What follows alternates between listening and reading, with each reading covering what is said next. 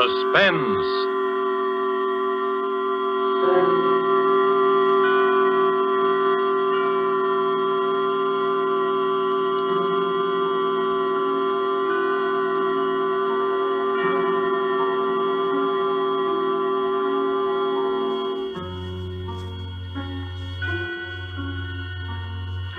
This is the Man in Black, here again to introduce Columbia's program, Suspense.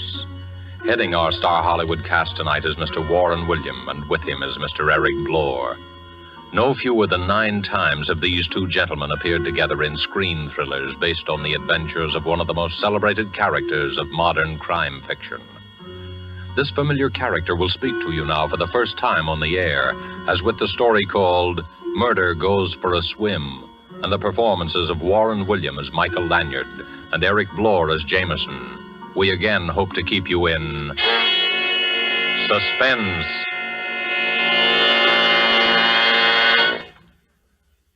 Good evening, ladies and gentlemen. Allow me to introduce myself. Nowadays, meeting me on the street, you'd most likely recognize me as Michael Lanyard, an author of sorts. But if you'll not be too free with the information, because I've been at some pains to allow bygones to be bygones, I was once known rather well by quite a different name. And there are still times when I find myself obliged, or should I say forced, to return to that character, to resort to the somewhat questionable talents of the lone wolf. As a matter of fact, my presence here this evening is prompted by an uncontrollable desire to reminisce a little. Hey, Jameson? Oh, quite right, Mr. Lanyard. And if you'll pardon a gentleman's gentleman for saying so, sir, playing nip and tuck with the police, meeting lovely ladies, you pilfering an occasional gem, I living, so to speak, from hand to pocket. Ha ha! Those were the days, sir.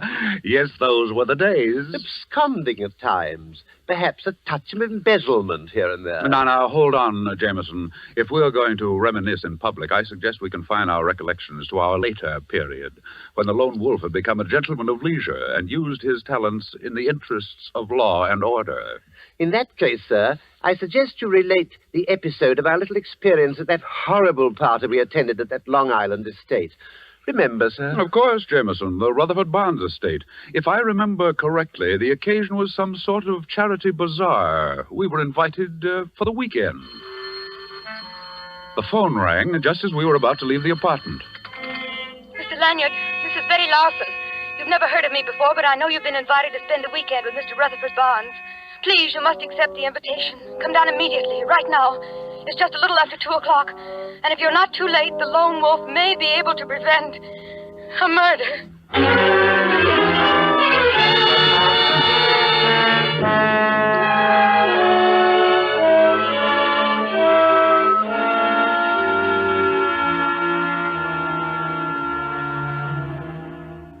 Jameson and I arrived at the Barnes estate a bare 2 hours after we'd received the mysterious telephone message. I was introduced to all kinds of people. First, the famous gossip columnist, Ralph Clinton. Well, Mr. Lanyard, this is indeed a surprise, and I might say a pleasant addition to our little gathering. Something always happens when you're lone wolfing around. Oh, I know, you've reformed. But a fellow can hope for a little excitement, can't he? See you later, old man. Then I met a very, very beautiful young lady. Oh, Mr. Lanyard, we haven't met yet. I'm Cynthia Waring. I've read all your stories and admired the ingenious way you solve those baffling mysteries. I think you're wonderful, really. And, of course, there was our host himself, Mr. Rutherford Barnes, who had recently announced his engagement to Miss Waring. I believe you've met just about everyone, Lanyard. That is, everyone except Bill Hodges. He's the firebrand of our little congregation. He's probably wandering around walking off the effects of the last 10 cocktails. Just make yourself comfortable.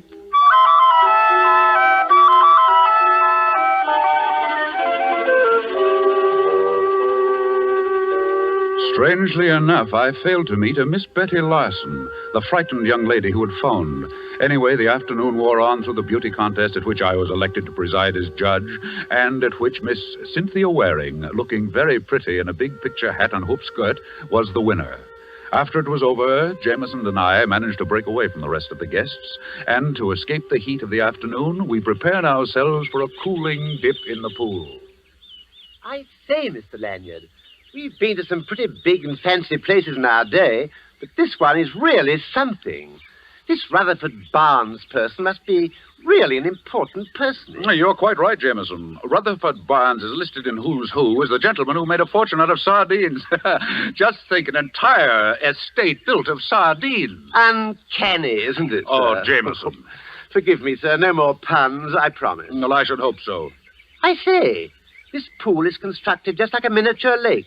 Lilies and all that sort of thing floating on top. Quite naturally, if you're going down for the third time, you just take a lily with you. Oh, what a jolly thought. Well, here goes. Watch this beautiful swan dive.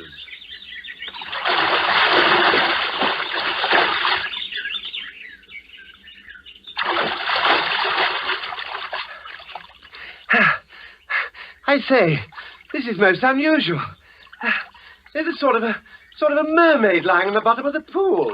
And she's very pretty, sir. Last night it was a barmaid, today it's a mermaid. No, but really, sir. Well, I'm the judge in the beauty contest. I'd better go down and have a look.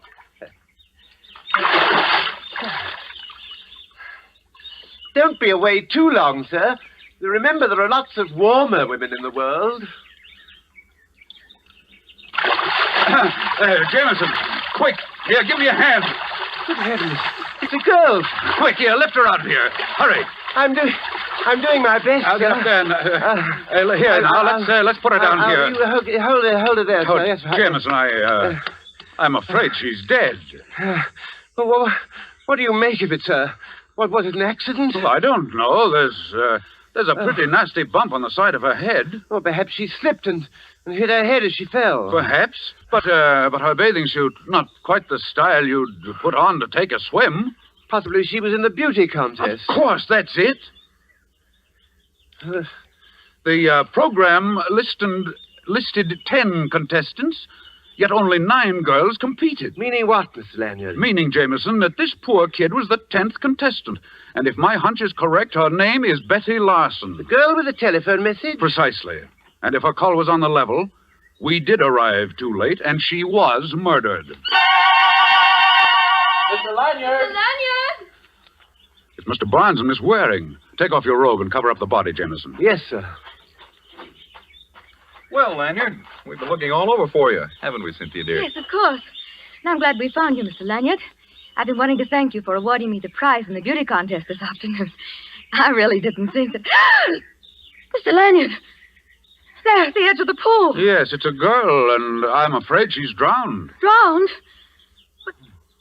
Oh, how horrible. Oh, but how did it happen? Who is she? I think she's Betty Larson. What do you think, Mr. Barnes? Here, look. Oh, good heavens. Rutherford, look. Yes. Yes, that is Betty Larson. Why, I had no idea. Then you do know the girl, Mr. Barnes. Why, yes. As a matter of fact, only recently I recommended her for a job. She's the local telephone operator. And the village beauty. Mr. Barnes and Miss Larson were childhood sweethearts. Mr. Barnes, tell me, do any of the other guests know this girl? Ralph Clinton, for instance. Could our famous columnist have possibly known Miss Larson? Well, if not in person, most certainly by telephone. You see, for the last few weeks, Miss Larson handled my personal calls. I see. Did she ever mention the fact that there might be a murder? Murder? Well, you see, I received a rather strange message. Now, look here, Lanyard. If you're insinuating that Miss Larson was murdered, you're all wrong. It's perfectly obvious. She slipped and fell into the deep end of the pool. She can't swim. We couldn't hear her cry for help over the noise of the party, so the poor girl drowned. As simple as that, eh? Why, of course. And I'd appreciate it if you'd be kind enough not to mention this accident to any of the other guests. There's no need to disrupt the entire weekend. I'll notify the sheriff and call the coroner, and they'll take care of everything.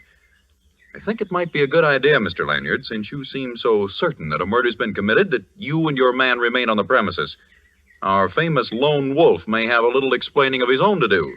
Come along, Cynthia.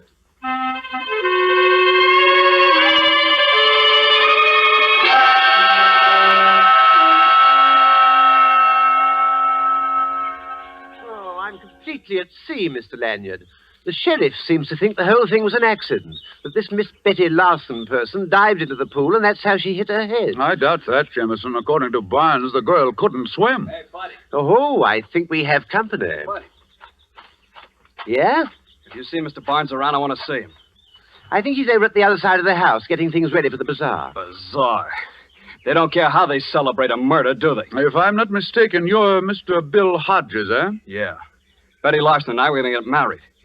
Everything was great until she starts going around with this society bunch. I got a few things to settle with that society crowd. Especially that keyhole peeper, Ralph Clinton. You seem quite positive, Hodges, that your girl was murdered. Well, what do you think it was, an accident? That girl could swim like a fish. Nothing could happen to her in the water. Yeah, but Barnes says she couldn't swim a stroke. I said she could swim like a fish. But Barnes says... Did you hear me, you little runt? Amazing how that girl could swim. Look here, Hodges, what makes you think Ralph Clinton had anything to do with this? Do you know you're practically accusing him of murder? Listen, Betty stood me up twice last week. I followed her in my car, and she met Clinton both times. He was going to put her in this contest, and she was a cinch to win. He promised her. Then look what happens to her. She's dead. Murdered, I tell you. Well, here comes Clinton now. Maybe you'd better tell him about it. Oh, there you are, Hodges. I understand you've been looking for me. Yeah, I have. And now I'm going to fix that pretty face of yours. Yeah, wait a second. Here, you can't do that. Here, Jameson, help me break this up. I will as soon as they stop punching me. Hey, don't be a fool, Hodges. Stop it. Stop it, I say. All right. All right, let go of me. Let go. Oh, thanks, Mr. Lanyard. This man's a maniac. Okay. But I'm warning you, Clinton. I'll see you again. When you ain't got your friends around. Personally, I don't know whether the girl was killed or not, but if she was, our friend there, Hodges, will have a lot of explaining to do. You mean you've got something on him, Mr. Clinton? Well, when I was discussing the contest with Betty Larson a few days ago, she told me that Hodges had warned her not to enter it. It seems he was afraid that if she won, it might go to her head and she'd walk out on him. As a matter of fact, he told her to stay away from here. Well, there's going to be a coroner's inquest in the morning, and I suggest that you tell this to the sheriff as soon as he returns. Oh, why, tell that to the sheriff? Oh, no, I'd rather hate to do that. You see, Lanyard, someone in my position, I can't afford to get involved. After all, it's my business to report scandal and not get mixed up in it. But look here, you... Oh, I tell you what, give me a chance to think it over, and I'll see you at the treasure hunt tonight.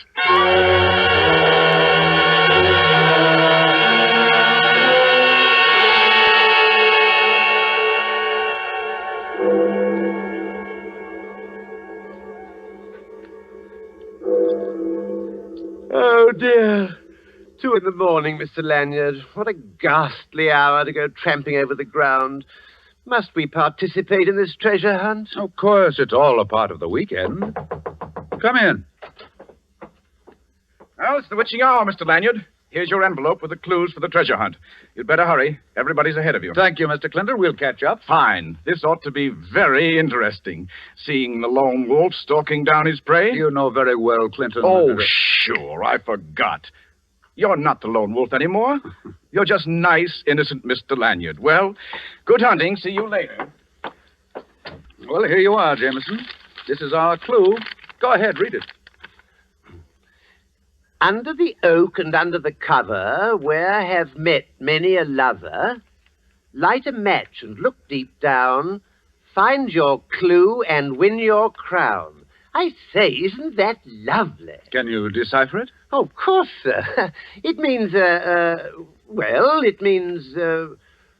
Exactly, Jameson, the old well. That's where we'll find the next clue. Come on, let's get going.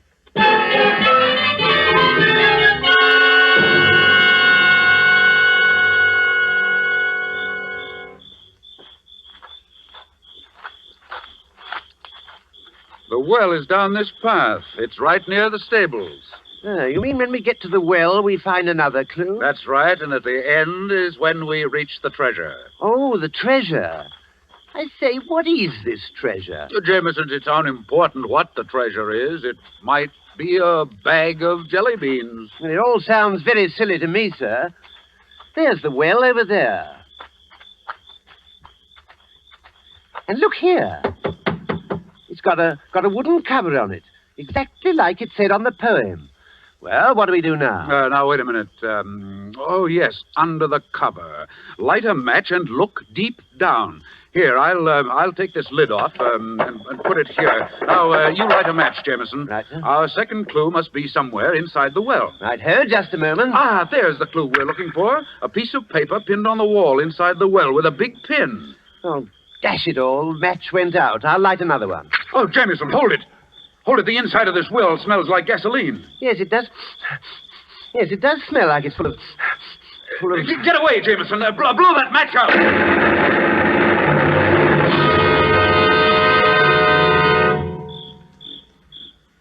Oh, are you all right, Mr. Lanyard? Yes, and no thanks to you. Oh, I couldn't help it, sir. If you ask me, we walked right into a trap. And quite obviously. Here, let me help you up. Oh, thank you, sir. Oh, if I'd had any idea... Ouch! Well, now what's the matter? Oh, I've been stabbed. Well, let me see. Oh, steady, Jameson. I'll pull it out. Oh, be careful, sir. Oh. Oh! There we are. And very interesting. What is it, sir? Oh, it's that big pin. You could have been hurt quite badly. Well, if you ask me... Come along, Jameson. We've got work to do.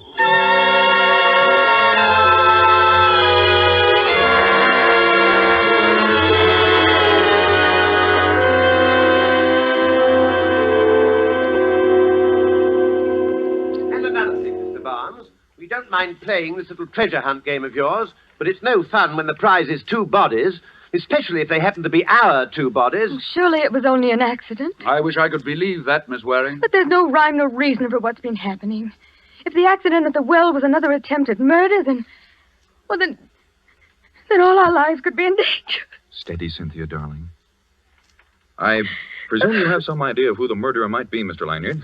You flatter me, Mr. Barnes. I would think you had surely lined up 1 or 2 likely suspects, Mr. Lone Wolf. Why don't you tell them about our friend Mr. Clinton, sir? Clinton? Oh, well, there are some mighty interesting aspects to that road company Winchell. He was meeting Betty Larson secretly. At least that's what Hodges says. I can believe that. Clinton would stoop to anything. I didn't want to have him around, but Cynthia felt that we should cater to him for the sake of publicity for the bazaar. Hodges also insists that Clinton arranged for Miss Larson to enter the beauty contest, and that Clinton promised her that she would win. And there's the little incident at the well. If you ask me, Clinton is in this thing right up to his clues. Help! Mr. Barnes! Somebody come out here, hurry! That sounds like Hodges. He's right out there at the side of the house. Well, come on. We can go through these French windows.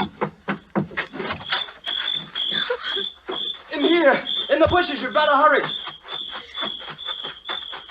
What is it, Hodges? What's wrong? I don't know. Don't ask me. I don't know anything about it. Great heavens, look at Clinton. Oh, I can't stand it.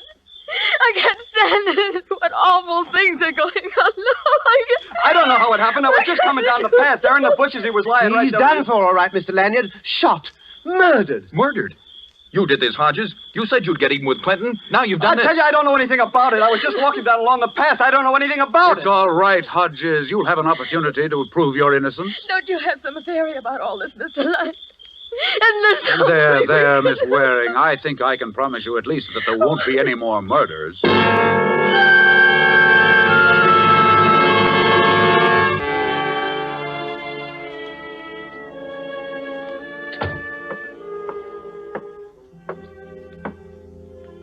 Hold the flashlight a little higher, Jameson, on the clock on the mantelpiece. Yes, sir. Just as you say, sir. But aren't we taking a bit of a risk, Mr. Lanyard? Leaving the estate without checking with the sheriff? Shh, quiet, Jameson. If I don't find what I'm looking for here in Clinton's apartment, I'm afraid we'll have a lot of explaining to do. I'd just as soon we didn't go back. There's been 2 murders already, and they say things come in 3s. How interesting. Jameson, why do you think I've got you flashing the light on that clock on the mantelpiece?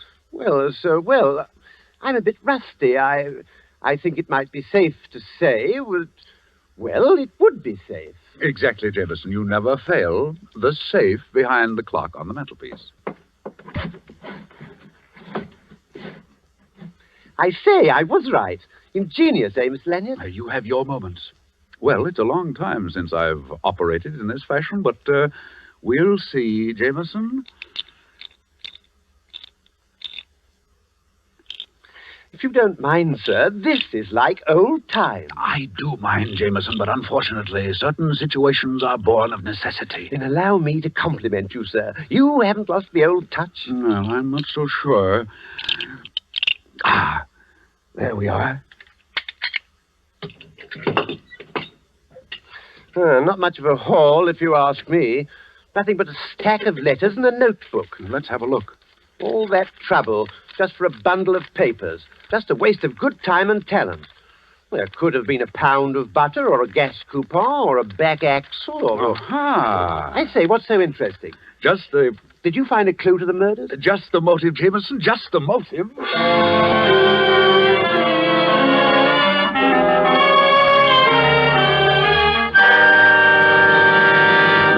Look here, you can't keep me here, Sheriff. All I did was find Clinton. You can't hang a guy for that. Keep your shirt on, Hodges. Nobody moves out of this room till Lanyard shows up. If he doesn't come in 5 minutes, I'm going to put out a call and have him pulled in. Seems to me that Mr. Lanyard has admitted his guilt by disappearing. Well, whatever the case may be, I think you should allow me to go. After all, this is my house, and I do have guests. They might think it rather strange if their host isn't around. Look, Mr. Barnes, party or no party, there's been a couple of murders committed around this joint, and everybody in this room is under suspicion. Really, Sheriff? If you're going to keep us here and allow Mr. Lanyard to stay... Good evening, Sheriff. Jameson, say good evening to the Sheriff. He's been very patient, I hope. Good evening, sir. I mean, Constable. I mean, Sheriff. All right, you two. You'd better make it good. Running away from the scene of the crime won't sit so well in court. Please accept my apologies, Sheriff. Well, now that you're here, Mr. Lanyard, perhaps we can clear up this nasty mess. Yes, I presume you've been spending your time checking up on the murders, Mr. Lanyard. That's right. And I've uncovered a few details which I'm sure will prove most interesting, Miss Waring. You're wasting time, Lanyard. Somebody in this room has been running around committing murders, and I'm going to find out who it is or die die trying. Who said that?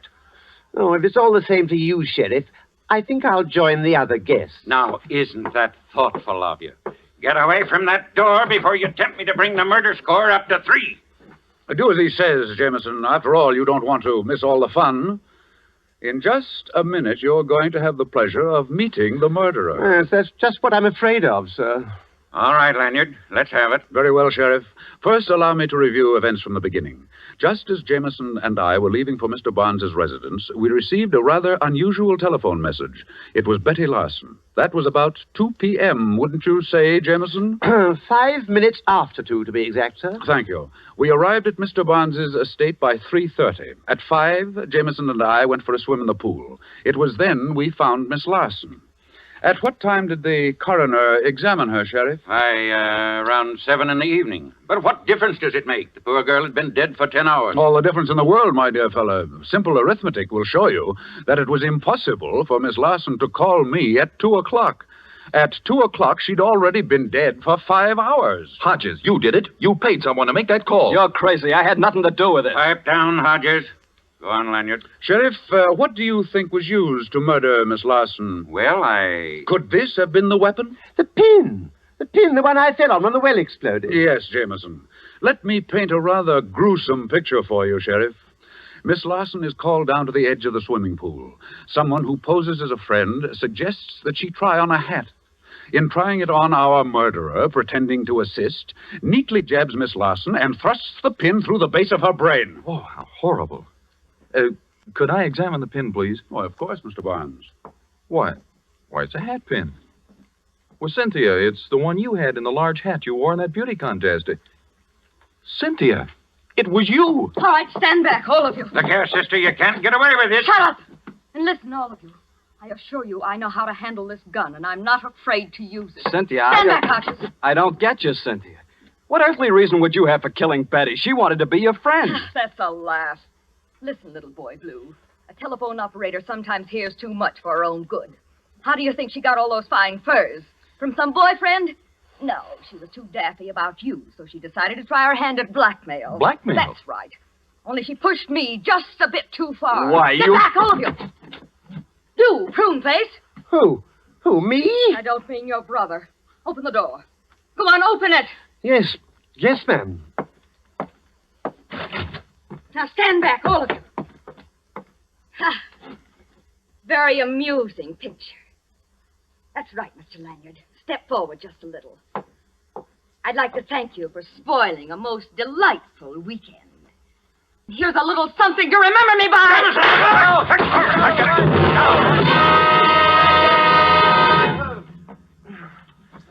Jameson, are you all right? Yes, I think so, sir. Oh, thank heaven. Yeah, you did a good job, Jameson. You not only saved Mr. Leonard from getting shot, but when you fell against this door, you also managed to knock Miss Waring colder than a doornail. Oh, it was nothing, really. And as for you, sister, maybe these bracelets will keep you out of trouble.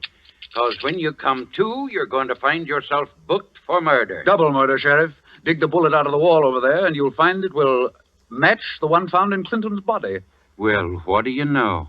Come on, Hodges, give me a hand. Okay, Sheriff. I can't believe it.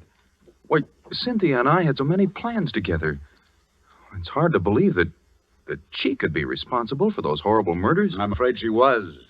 Mr. Barnes, this is Mr. Clinton's notebook. Several canceled checks and a few letters. Look them over, and you'll discover that your dream girl, Miss Cynthia Waring, has quite a number of aliases, and in certain circles has a reputation for landing the biggest fish in the pool. Then, after she's collected enough money, she tosses them back. You were her next victim, Mr. Barnes. And as for the unfortunate Mr. Clinton, being a newspaperman and gossip columnist, he ferreted out her little scheme and, in turn, was blackmailing Miss Waring.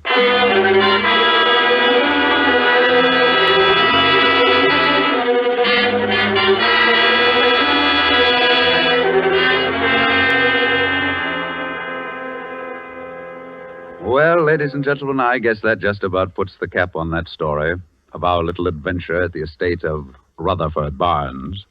Miss Cynthia Waring was a very shrewd and fast-thinking young lady. She got one victim with a gun. She almost got Jameson and me at the old well when the gasoline exploded, all of which began with the first and most ingenious of the murders, the particularly cold-blooded murder of Betty Larson with that hat pin. And, Jameson, of course, we have you to thank for having discovered that most important bit of evidence, the pin itself. Yes, Mr. Lanyard. And I must say, I got quite a lift out of that myself when I discovered it. Now, Jameson, remember your promise. Suffice it to say, you discovered the pin. The hard way, I admit. Oh, yes, sir. There's no doubt about that. The criminal would never have been stuck in the final analysis if I hadn't sat down and got myself stuck. That will be all, Jameson. Good night, ladies and gentlemen.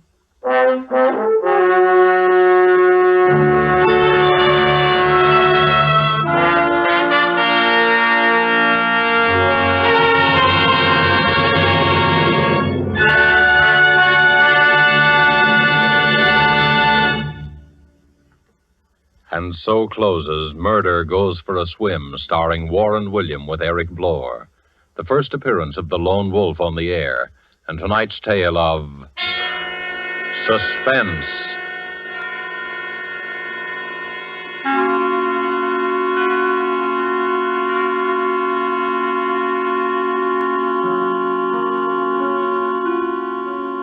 This is your narrator, the man in black, who conveys to you Columbia's invitation to spend this half hour in suspense with us again next week, when Laird Kriegar will star in the suspense play, The Last Letter of Dr. Bronson, with a cast of 4 distinguished Hollywood players, Helen Vinson, Harold Huber, Jan Wolfe, and Theodore von Eltz. The producer of these broadcasts is William Spear, who, with Robert Louis Cheon, the guest director, Bernard Herrmann and Lucienne Marawick, conductor and composer, collaborated on tonight's Suspense.